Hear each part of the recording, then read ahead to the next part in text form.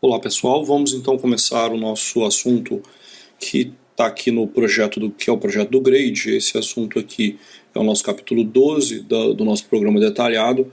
Então ele vai falar sobre o projeto geométrico do Grade. A gente vai dividir isso aqui em 4 partes. A primeira parte é esse vídeo agora, que é um vídeo praticamente de introdução ao assunto, falando sobre os elementos altimétricos. Depois a gente vai ter essas 3 partes que a gente vai desenvolver mais atividades, que são as características da parábola do segundo grau, o cálculo dos parâmetros da curva vertical e, por fim, a determinação do comprimento da curva vertical.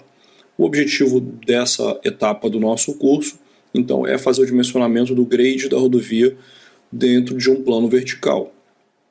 O que é um plano vertical, né? Então, a gente está falando sobre os elementos altimétricos. No plano vertical, nós temos uma superfície gerada pelo deslocamento vertical ao longo do eixo projetado. Então, ao longo do eixo projetado, como se esse eixo fosse um trecho reto, e a gente vai gerar uma superfície pelo deslocamento vertical desse eixo. E vai mostrar o que? A cota do terreno nos pontos onde foi projetada a rodovia também. Então, a gente vai ter as cotas do projeto e do terreno natural. O que é o grade? É a representação do eixo da rodovia dentro do plano vertical, que é nada mais que a cota da rodovia. Bom, geometria do grade.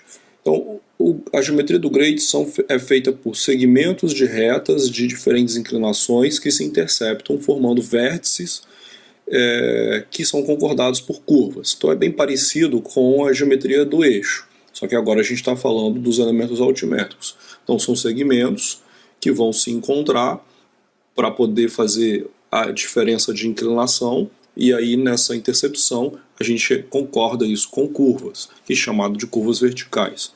Então, sendo assim, o projeto do perfil, projeto em perfil, no projeto em perfil, a linha que representa o grade é constituída por trechos retos e curvos. Os trechos retos são chamados de trechos retos do grade e os trechos em curva são chamados de curvas verticais. Os alinhamentos, vamos falar já que a gente tem então os trechos retos que têm uma inclinação, a gente vai falar aqui das rampas máximas. Os alinhamentos verticais devem ser mais suave possível, a gente não pode ter rampas muito inclinadas. Entretanto, o fator econômico se torna um limitador quando o projeto é feito em regiões montanhosas. Quanto mais montanhosa a região, mais difícil a gente fazer um projeto que não tenha inclinações, a não ser que esse projeto seja muito mais custoso, o custo da execução da obra seja muito maior devido à quantidade de cortes que deve ser feita para você encaixar o projeto num terreno, numa inclinação menor. Temos como referência o quadro 5.5.2.1 do manual do DNR, o IPR 706, os valores das rampas máximas, tendo como objetivo encontrar um equilíbrio entre o fator econômico e o desempenho operacional dos veículos. Então aqui a gente tem aqui para cada classe de projeto, vamos relembrar, né? Então isso aqui é uma recomendação do manual do DNR, utilizado pelo DENIT. Então a gente tem para cada classe de projeto e para cada tipo de relevo as inclinações máximas de rampa. Então quando a classe é uma classe de um projeto de nível maior, então essas inclinações são menores. O custo disso acaba sendo mais caro. E quando a classe chega já para o lado da classe 4, por exemplo, a gente já tem inclinações que podem ser maiores, chegando aqui a 8% em geral, podendo, em algumas situações, chegar a 10%, porém limitada a 300 metros contínuos. Então essa é a recomendação das rampas de inclinação para cada tipo de projeto. O desenho do grade ele é feito embaixo do desenho do eixo, sempre na mesma escala para os elementos longitudinais. Então, na apresentação do projeto, se faz um trecho mostrando o desenho do eixo, e para esse mesmo trecho abaixo você faz o mesmo desenho mostrando o desenho do grade. Então, a gente vai ver 2 desenhos, um em cima do outro, mostrando um em cima do eixo, um embaixo do grade. Eles vão estar na mesma escala. Na mesma escala horizontal, vamos dizer assim.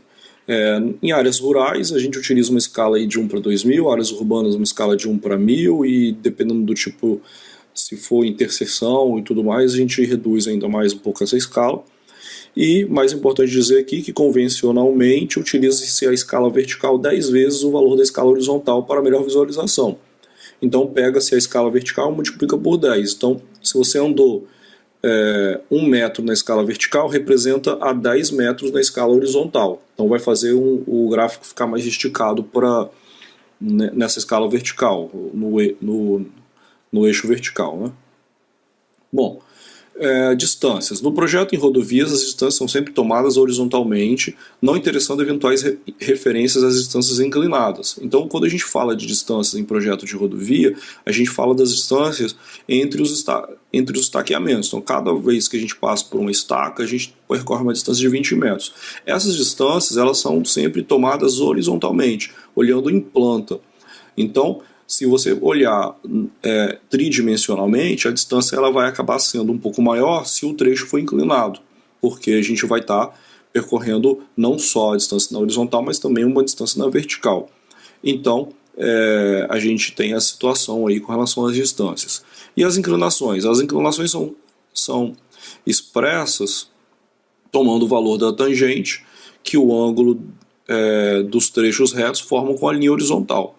Então a gente vai ter uma linha do trecho que está acontecendo e a gente vai fazer a tangente desse ângulo do quanto que teve a variação na vertical com a horizontal. A gente vai mostrar isso no desenho.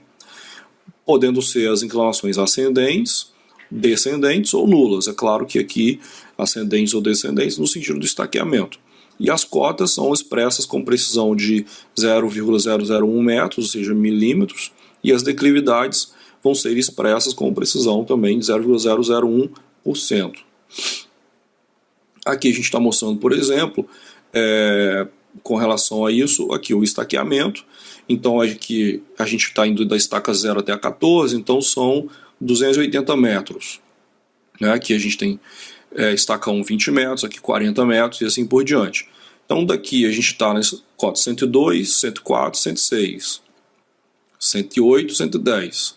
Então daqui para cá a gente andou 2 metros e daqui para cá a gente andou 20 metros. Então para cada metro que a gente anda aqui, para cada 10 metros que a gente anda 1 metro aqui.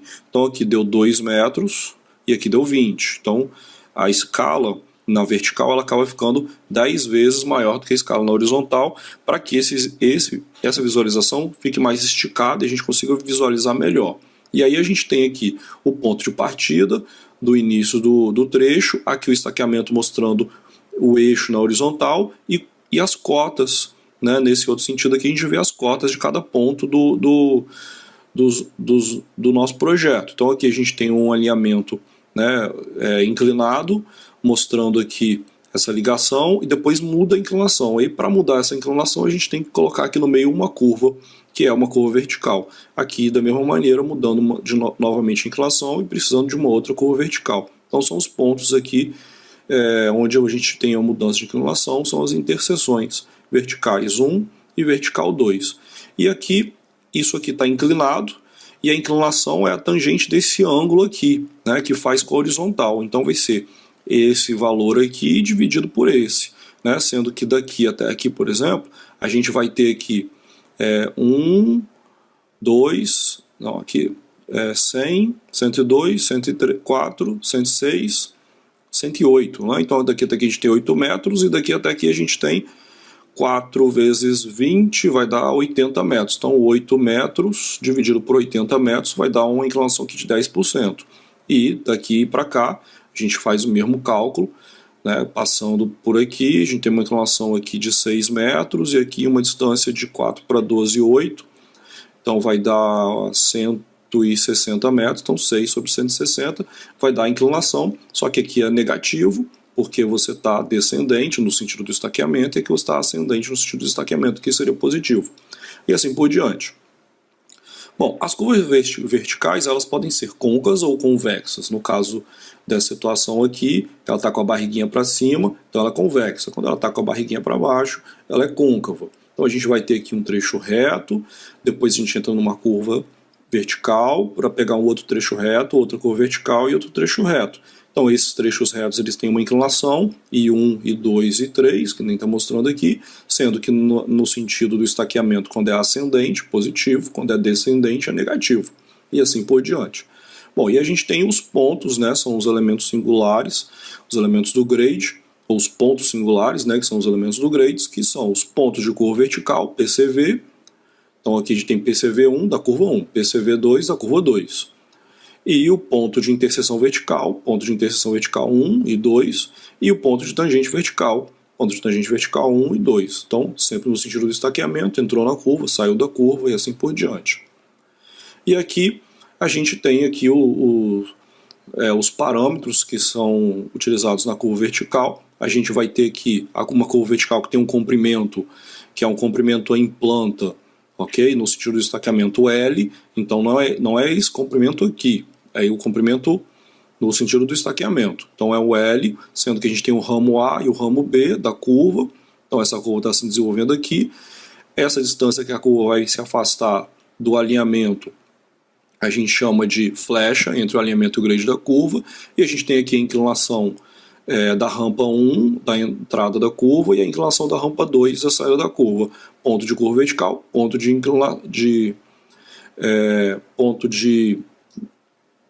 deflexão ou de interseção vertical e o ponto de tangente vertical, para todas as situações aqui. Bom, quais são os tipos básicos de curva? Para poder fazer esse desenho dessa curva, a gente poderia estar utilizando uma curva circular, uma elipse, uma parábola cúbica, uma parábola do segundo grau. Então tem que ser alguma coisa que vai encaixar bem aqui, que vai também ser fácil para que a gente desenvolva um projeto geométrico. Então no caso, por exemplo, da curva circular, a gente tem que manutenção do raio de curva, utiliza-se para raios muito grandes. Nesse caso a gente acaba tendo uma manutenção, sempre está trabalhando com o mesmo raio de curvatura, ok?